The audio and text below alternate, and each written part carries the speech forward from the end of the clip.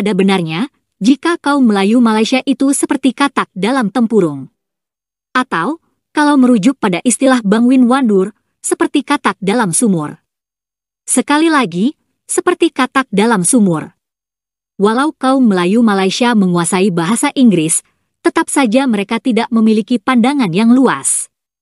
Pemikiran mereka sempit. Mereka pun tidak mempunyai pemahaman yang mendalam mengenai bangsa dan negara Indonesia. Itu karena mereka telah diracuni dengan propaganda kemelayuan sejak kecil. Propaganda kemelayuan, atau propaganda mengagung-agungkan kaum Melayu, dilakukan dengan berbagai cara. Antara lain dengan menyebut diri mereka sebagai bangsa Melayu, bahkan Mahawangsa Melayu. Hal ini menyebabkan mereka merasa jadi kaum atau bangsa yang hebat.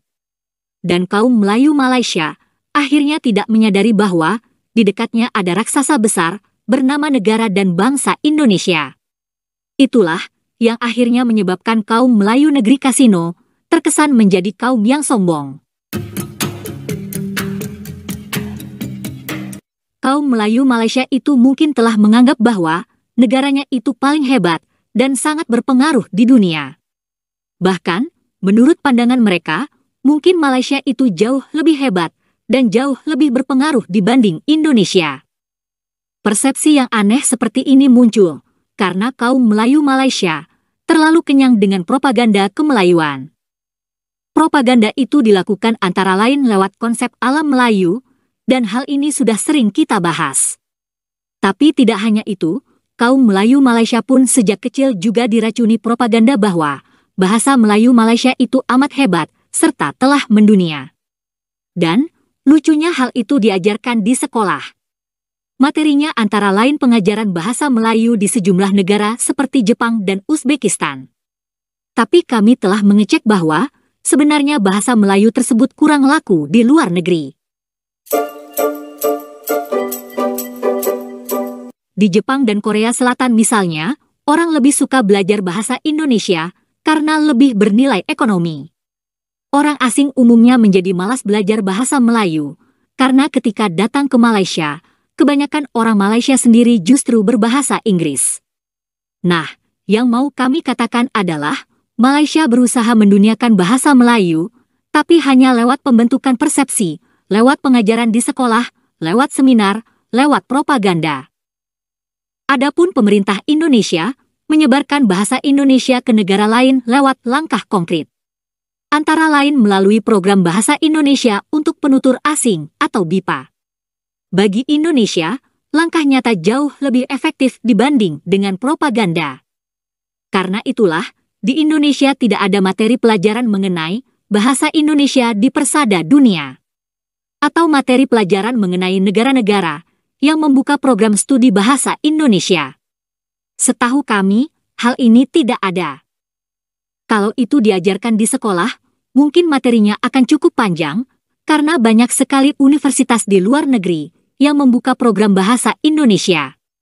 Tanpa adanya propaganda pun, bangsa Indonesia sejak dulu sudah tahu bahwa bangsa dan bahasa Indonesia cukup diperhitungkan dunia. Buktinya, banyak sekali negara besar di dunia yang memancarkan siaran radio dalam bahasa Indonesia. Misalnya siaran radio NHK dari Jepang, radio Nederland dari Belanda, radio Iran juga ada. Lalu radio Australia. Radio Australia dengan warta berita dibacakan oleh Hidayat Jayami Harja. Pokok-pokok berita. Selain itu, ada juga radio Korea dan radio Taiwan. Kemudian, ada pula radio BBC dari London. Pukul 22 waktu Greenwich, pukul 5 waktu Indonesia Barat. Inilah BBC siaran Indonesia yang dipancarkan langsung dari London. Anda sedang mendengarkan ungkapan pendapat BBC London. Inilah. Berikutnya adalah radio Jerman dan juga suara Amerika, serta ada juga radio Arab Saudi. Saudara pendengar yang beriman, selamat berjumpa kembali di udara melalui Radio Saudi Internasional, siaran bahasa Indonesia dalam acara kesayangan Anda, Moderasi. Sebagian radio luar negeri yang siaran dengan bahasa Indonesia kini sudah tidak mengudara lagi atau digantikan pemberitaan secara online. Hingga sekarang BBC London pun masih menyajikan berita dalam bahasa Indonesia lewat media digital, termasuk lewat video. Tapi yang aneh, setahu kami amat sedikit radio luar negeri yang menyiarkan berita dalam bahasa Melayu. Radio Australia, Suara Amerika, dan BBC London, setahu kami juga tidak ada siaran berita dalam bahasa Melayu. Mungkin saja, negara-negara tersebut menganggap negara Malaysia kurang penting, atau bahasa Melayu kurang penting pula. Atau barangkali juga, negara seperti Inggris dan Amerika menganggap bahwa orang Malaysia bisa menyimak berita dalam bahasa Inggris. Kalau ada orang Malaysia yang kurang pandai bahasa Inggris, toh mereka bisa menyimak siaran radio berbahasa Indonesia. Jadi, bisa menumpang siaran untuk Indonesia. Mungkin begitulah cara pikir negara-negara seperti Inggris, Amerika, dan Australia. Dengan kata lain, sejak dulu negara Malaysia dan bahasa Melayu Malaysia sebetulnya kurang diperhitungkan oleh dunia. Realitas inilah yang semestinya disadari oleh kaum Melayu Malaysia. Kaum Melayu negeri kasino yang selama ini merasa paling hebat seharusnya merasa malu. Karena tuan mereka sendiri, yakni British, juga memandang rendah bahasa Melayu.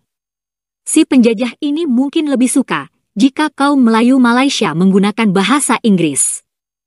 Buktinya, situs BBC pun tidak menyajikan berita dalam bahasa Melayu hingga saat ini.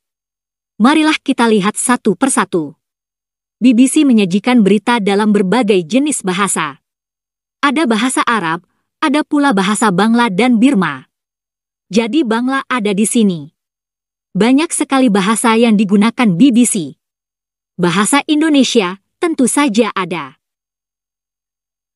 Karena penjaian ini berdasarkan abjad, seharusnya bahasa Melayu ada di sekitar sini.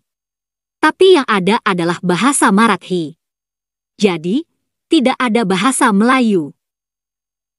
Nah, kalau Tuan British saja tidak menghargai bahasa Melayu, bagaimana pula bisa dikatakan bahwa bahasa Melayu itu telah mendunia? Dan kami kira bukan saja British, tapi negara Amerika Serikat dan Australia pun tidak memperhitungkan bahasa Melayu. Lalu, apa dampak semua itu bagi kaum Melayu Malaysia? Apa dampak bahasa Melayu yang ternyata tidak mendunia dan juga tidak bermartabat di Malaysia sendiri? Dampaknya jelas akan sangat besar. Bahasa Melayu akan semakin sulit menjadi bahasa pemersatu di Malaysia. Bahasa Melayu juga tidak mungkin jadi bahasa ilmu. Dan akhirnya pula, seperti yang sering kita bahas, budaya populer di Malaysia akan sulit berkembang. Sastra, musik, film dan sebagainya akan susah berkembang di Malaysia. Dan satu lagi yang perlu kami ingatkan, terutama buat para profesor Melayu Malaysia. Akan ada akibat yang jauh lebih besar terhadap kaum Melayu Malaysia. Semakin lama, kaum Melayu Malaysia akan terpapar bahasa Indonesia.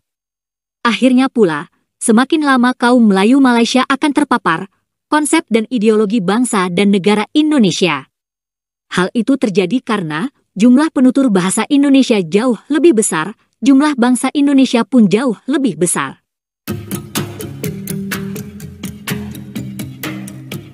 Hal ini hanya soal waktu saja. Misalnya, sampai kapan kaum Melayu Malaysia bisa mempertahankan keistimewaan Melayu? Sementara hal itu cenderung jadi bahan tertawaan bangsa Indonesia. Karena Indonesia menganut persamaan hak dan prinsip Bhinneka Tunggal Ika. Lalu, sampai kapan pula Malaysia mampu mempertahankan raja-raja Melayu, mempertahankan sistem yang bersifat feudal? Sementara bangsa Indonesia jelas bersikap anti-feudal. Jadi, akan selamanya pula raja-raja Melayu Malaysia itu hanya jadi bahan tertawaan bangsa Indonesia.